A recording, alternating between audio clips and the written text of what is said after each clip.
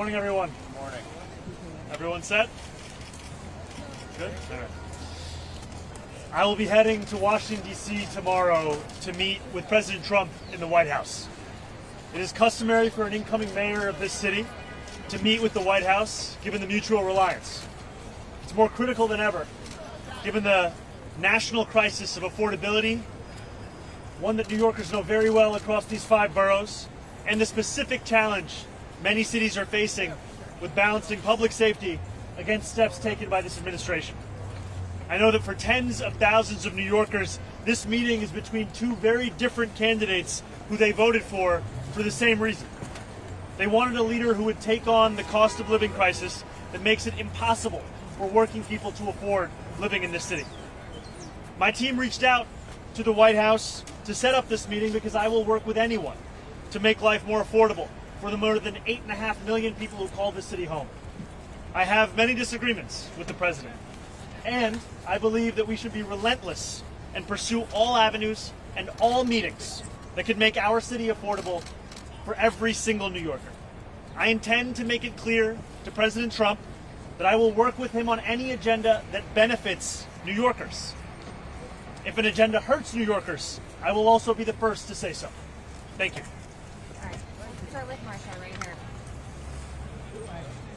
So I'm wondering, this is probably going to be your first visit to the White House. Are you nervous? Are you worried? Have you mapped out exactly what you're going to say to the President of the United States in your first visit to the Oval Office? This is an opportunity to make the case for New Yorkers. And it's a case that reflects what New Yorkers are having to live through at this time. When we speak about an affordability crisis, we're speaking about 1 in 4 New Yorkers living in poverty, 1 in 5 struggling to afford $2.90 to ride the bus. New Yorkers for whom the daily acts of life are becoming increasingly harder to afford. And that's an opportunity I have to make the case to President Trump, to the White House, as to what it means to have to suffer through this affordability crisis and what it means to make it even more difficult to do so. Yeah, Jeff.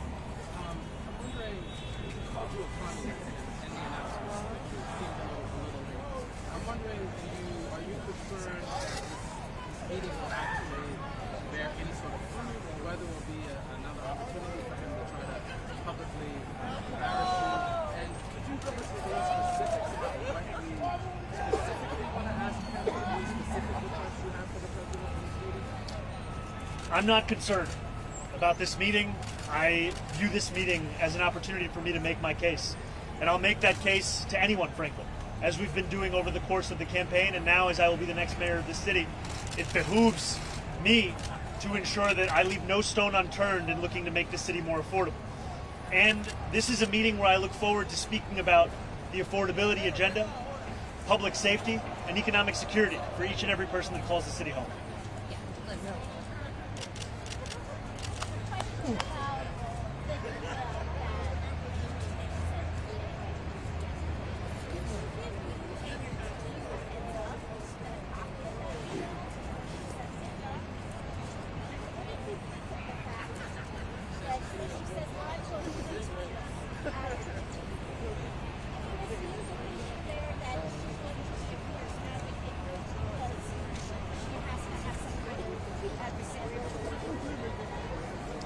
I see the implication being that every commissioner should be a fierce advocate for those that work for their department or their agency.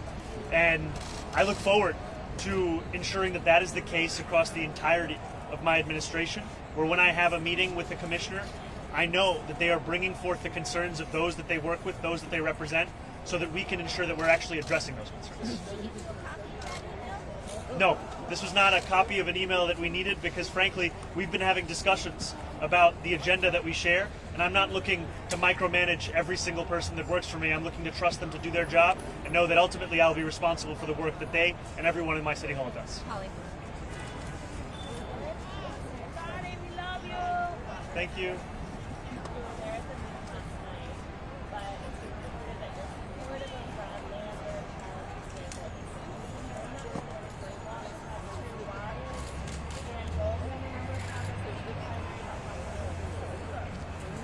I can confirm to you the things that I've actually said and the things that I've actually done. Last night, I spoke to DSA members, sharing the same message that I've shared in public as well, which is that I do not believe this is the right time to wage this primary. Are you meeting with anyone else in D.C.? Any other people at the White House besides President Trump? Any other friends, maybe Democratic friends tomorrow?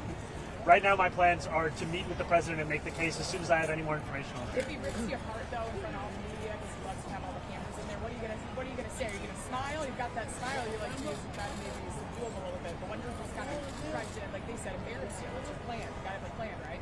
I'll be ready for whatever happens. Yeah, right here. Do you have any sense in advance of where you might find some common ground on? Sorry, would you mind saying that one more time? Sure. Do you have any sense in advance where you might find common ground with the president on the agenda and the case that you want to present? And where do you think you might have the most success with it?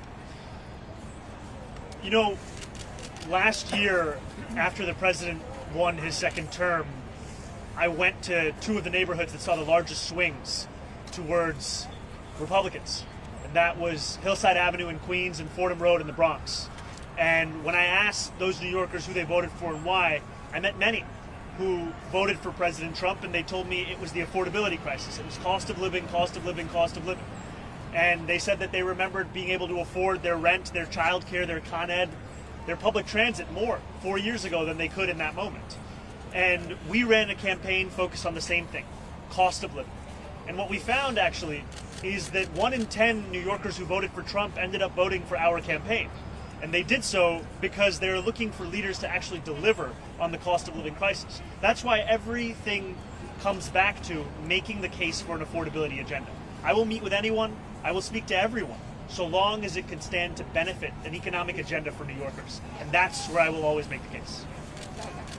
Malik, how are you? Hey, how's it going? You're not going? Hi, Jackson. Yeah.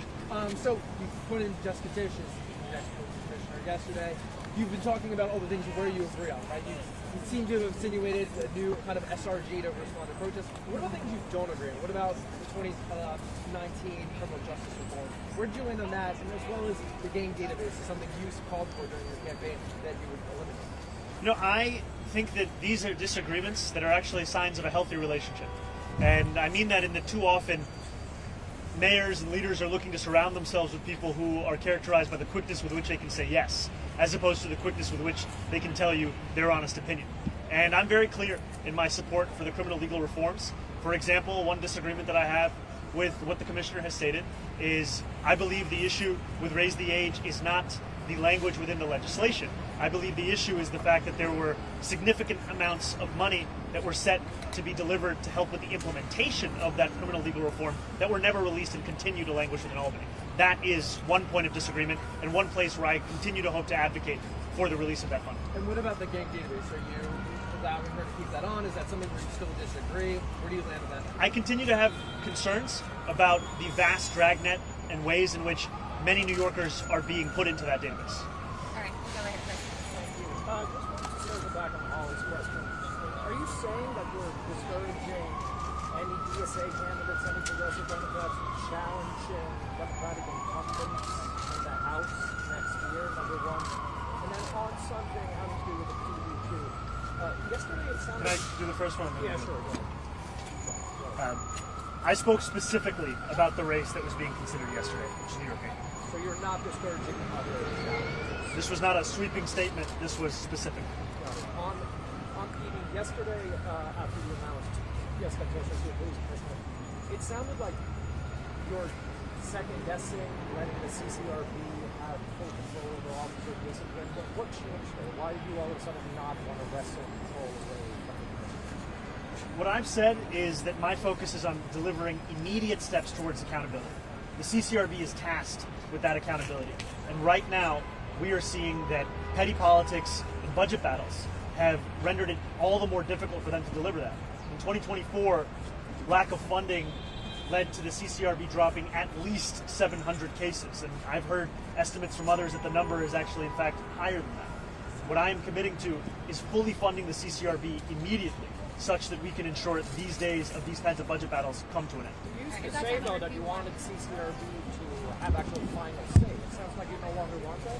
No, what I believe is that the CCRB's recommendations should be taken seriously, and that we should ensure they're able to make those recommendations time and again, not having to worry about whether they have the funding to assess those cases. Yeah.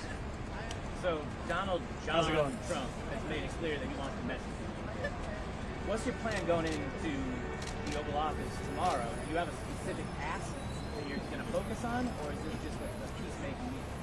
This is a meeting to share the facts about the affordability crisis in the city, a meeting to speak about the importance of public safety and economic security.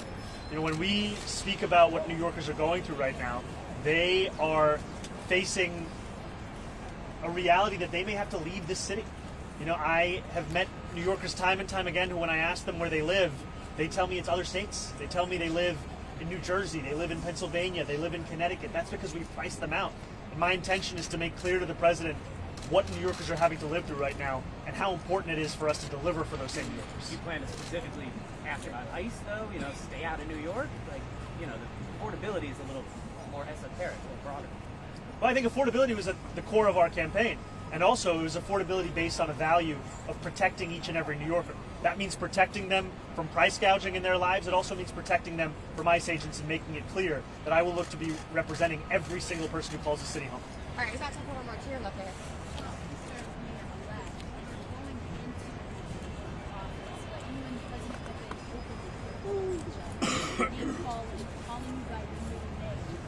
How do you avoid being hot in the Oval Office or on Well, I think being a New Yorker means that you're prepared for all situations, all kind of comments, all kind of commentary. And at the end of it, the focus has to be, what's the case that you're making? Why are you there? And for me, it's not about myself. It's not about a relationship with an individual. It's about a relationship between New York City and the White House, the president, the federal administration.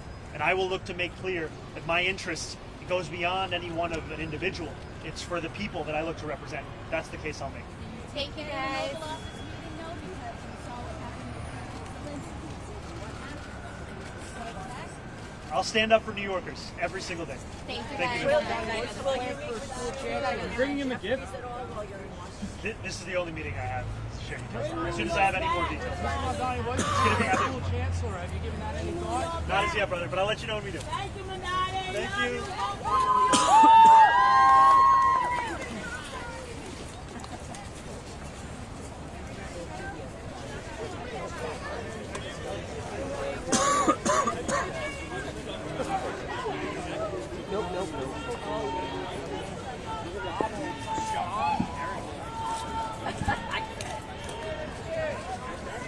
What time is it there? Can you send them a video?